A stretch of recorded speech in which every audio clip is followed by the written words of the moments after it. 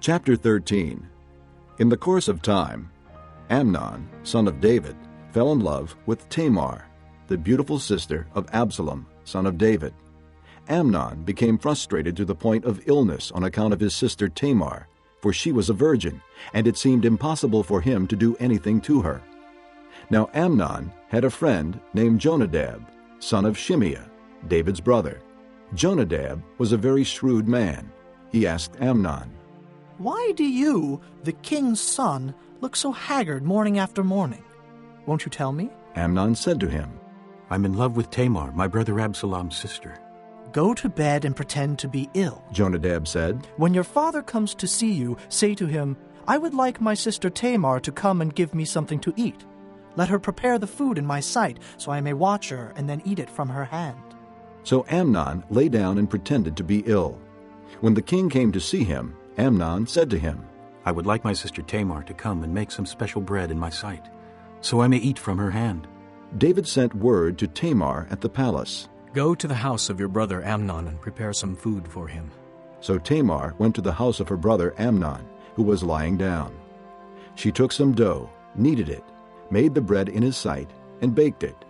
Then she took the pan and served him the bread, but he refused to eat. "Send everyone out of here," Amnon said. So everyone left him. Then Amnon said to Tamar, "Bring the food here into my bedroom so I may eat from your hand."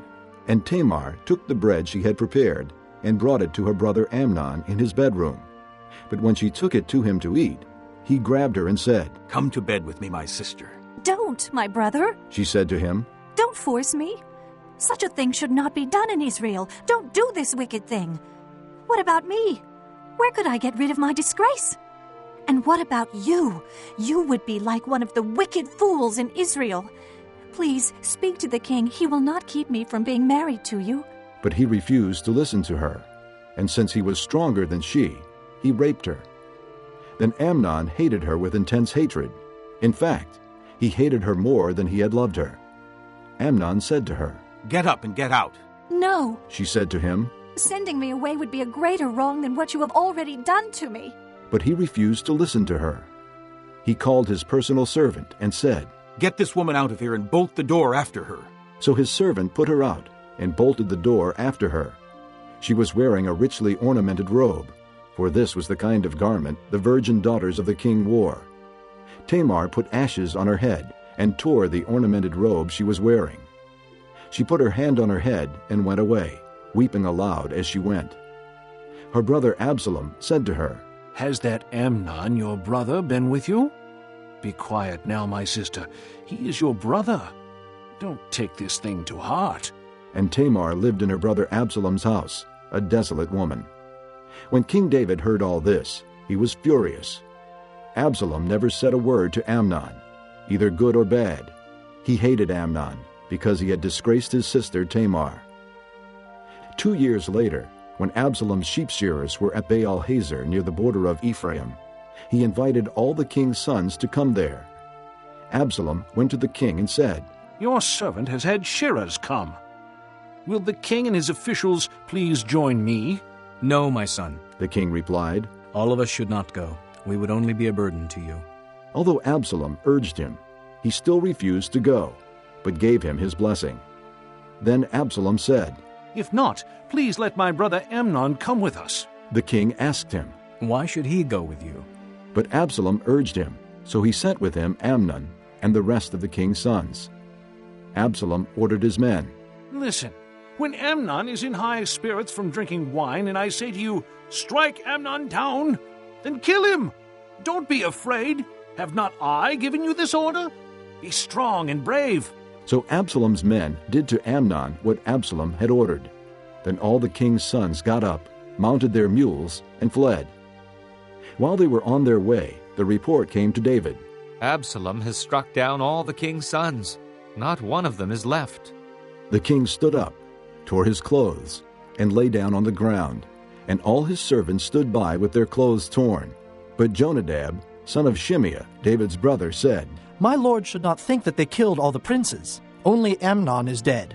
This has been Absalom's expressed intention ever since the day Amnon raped his sister Tamar. My lord the king should not be concerned about the report that all the king's sons are dead.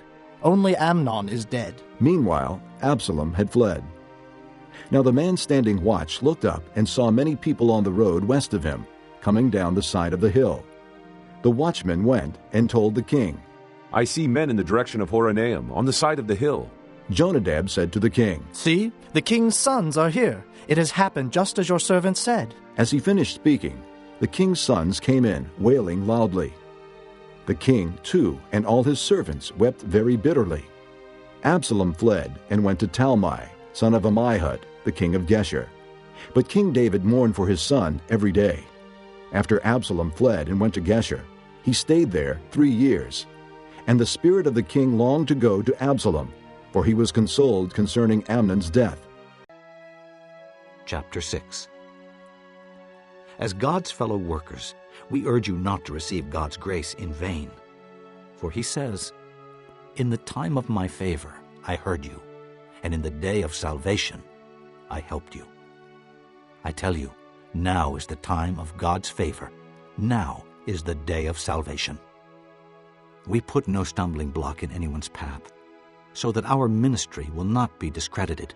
Rather, as servants of God, we commend ourselves in every way, in great endurance, in troubles, hardships, and distresses, in beatings, imprisonments, and riots, in hard work, sleepless nights and hunger, in purity, understanding, patience, and kindness, in the Holy Spirit and in sincere love, in truthful speech and in the power of God, with weapons of righteousness in the right hand and in the left, through glory and dishonor, bad report and good report, genuine yet regarded as impostors, known yet regarded as unknown, dying and yet we live on, beaten and yet not killed, sorrowful yet always rejoicing, poor yet making many rich, having nothing and yet possessing everything.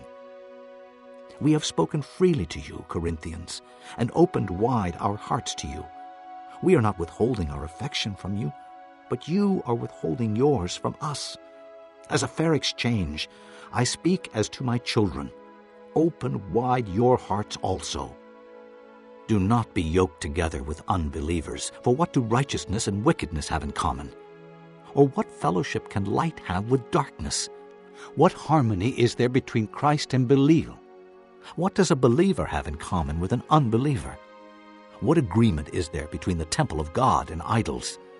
For we are the temple of the living God. As God has said, "I will live with them and walk among them, and I will be their God, and they will be my people." Therefore come out from them, and be separate, says the Lord. Touch no unclean thing, and I will receive you. I will be a father to you, and you will be my sons and daughters, says the Lord Almighty. Chapter 20.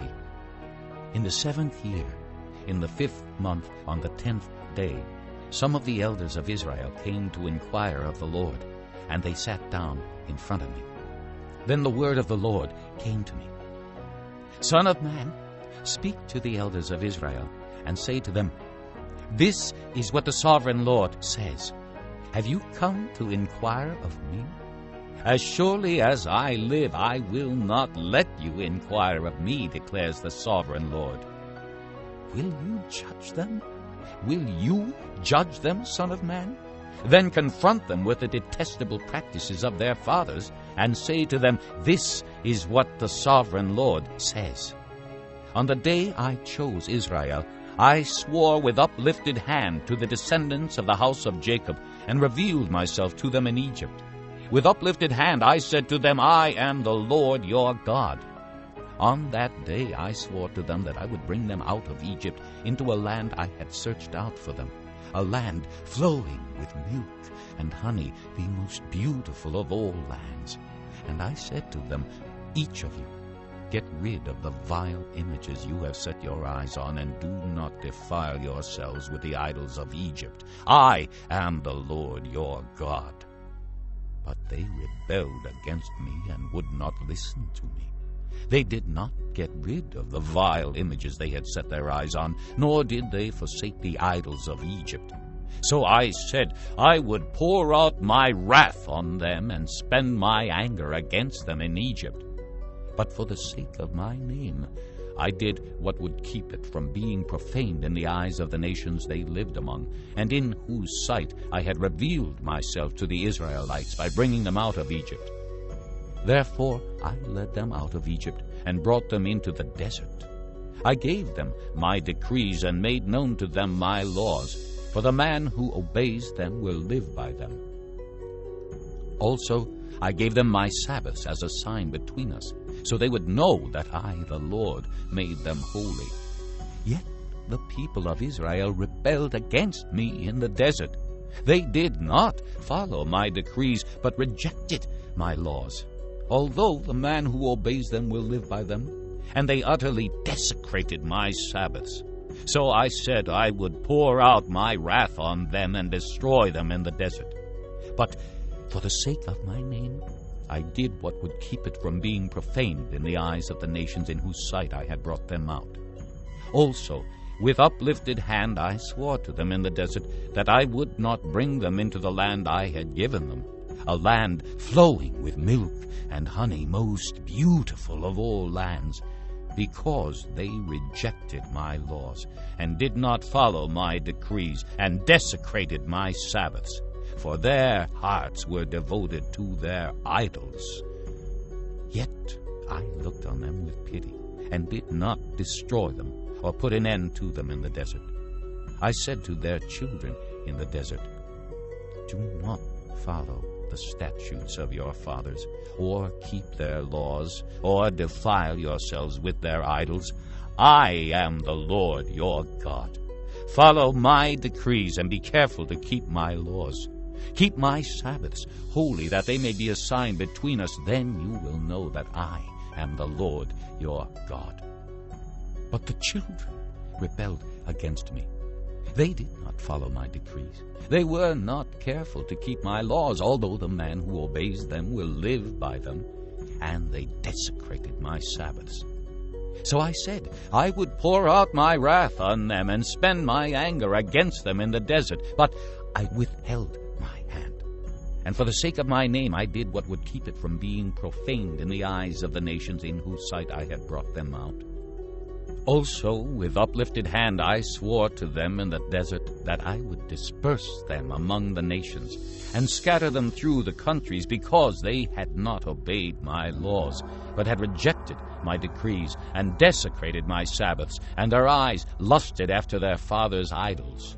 I also gave them over to statutes that were not good, and laws they could not live by.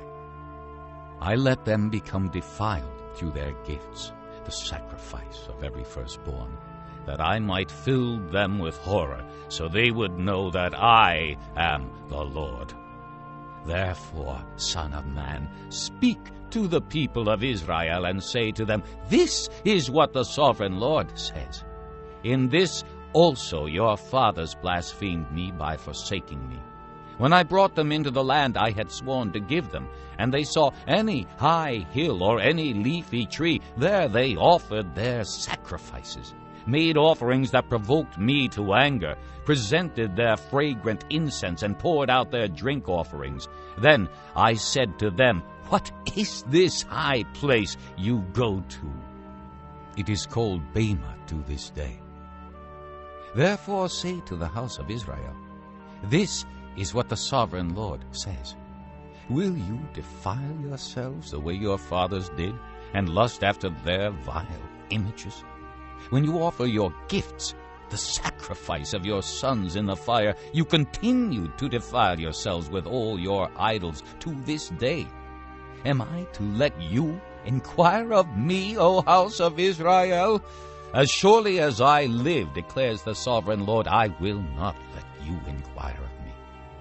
You say, we want to be like the nations, like the peoples of the world who serve wood and stone. But what you have in mind will never happen. As surely as I live, declares the sovereign Lord, I will rule over you with a mighty hand and an outstretched arm and with outpoured wrath. I will bring you from the nations and gather you from the countries where you have been scattered, with a mighty hand and an outstretched arm, and with outpoured wrath. I will bring you into the desert of the nations, and there, face to face, I will execute judgment upon you. As I judged your fathers in the desert of the land of Egypt, so I will judge you, declares the sovereign Lord. I will take note of you as you pass under my rod, and I will bring you into the bond of the covenant. I will purge you of those who revolt and rebel against me. Although I will bring them out of the land where they are living, yet they will not enter the land of Israel. Then you will know that I am the Lord. As for you, O house of Israel, this is what the sovereign Lord says. Go and serve your idols, every one of you. But afterward you will surely listen to me, and no longer profane my holy name with your gifts and idols. For on my holy mountain, the high mountain of Israel, declares the sovereign Lord, there in the land the entire house of Israel will serve me, and there I will accept them. There I will require your offerings and your choice gifts, along with all your holy sacrifices. I will accept you as fragrant incense when I bring you out from the nations and gather you from the countries where you have been scattered, and I will show myself holy among you in the sight of the nations. Then you will know that I am the Lord, when I bring you into the land of Israel, the land I had sworn with uplifted hand to give to your fathers. There you will remember your conduct and all the actions by which you have defiled yourselves, and you will loathe yourselves for all the evil you have done. You will know that I am the Lord when I deal with you for my name's sake, and not according to your evil ways and your corrupt practices, O house of Israel, declares the sovereign Lord. The word of the Lord came to me. Son of man, set your face toward the south. Preach against the south, and prophesy against the forest of the southland. Say to the southern forest, hear the word of the Lord. This is what the sovereign Lord says. I am about to set fire to you, and it will consume all your trees, both green and dry. The blazing flame will not be quenched, and every face from south to north will be scorched by it. Everyone will see that I, the Lord, have kindled it. It will not be quenched. Then I said, Sovereign Lord, they are saying of me, isn't he just telling parables? Psalm 66, for the director of music, a song, a psalm. Shout with joy to God, all the earth. Sing the glory of his name. Make his praise glorious. Say to God, how awesome are your deeds! So great is your power that your enemies cringe before you. All the earth bows down to you. They sing praise to you. They sing praise to your name. Selah. Come and see what God has done, how awesome his works in man's behalf. He turned the sea into dry land. They passed through the waters on foot. Come, let us rejoice in him. He rules forever by his power. His eyes watch the nations. Let not the rebellious rise up against him. Selah. Praise our God, O peoples. Let the sound of his praise be heard. He has preserved our lives and kept our feet from slipping. For you, O God, tested us. You refined us like silver. You brought us into prison and laid burdens on our backs. You let men ride over our heads. We went through fire and water, but you brought us to a place of abundance. I will come to your temple with burnt offerings and fulfill my vows to you, vows my lips promised and my mouth spoke when I was in trouble. I will sacrifice fat animals to you, and an offering of rams. I will offer bulls and goats. Selah. Come and listen, all you who fear God. Let me tell you what he has done for me. I cried out to him with my mouth. His praise was on my tongue. If I had cherished sin in my heart, the Lord would not have listened. But God has surely listened and heard my voice in prayer. Praise be to God, who has not rejected my prayer or withheld his love from me. Psalm 67, for the director of music, with stringed instruments, a psalm, a song. May God be gracious to us and bless us and make his face shine upon us, Selah, that your ways may be known on earth, your salvation among all nations. May the peoples praise you, O God. May all the peoples praise you. May the nations be glad and sing for joy, for you rule the peoples justly and guide the nations of the earth. Selah. May the peoples praise you, O God. May all the peoples praise you. Then the land will yield its harvest, and God, our God, will bless us. God will bless us, and all the ends of the earth will fear him.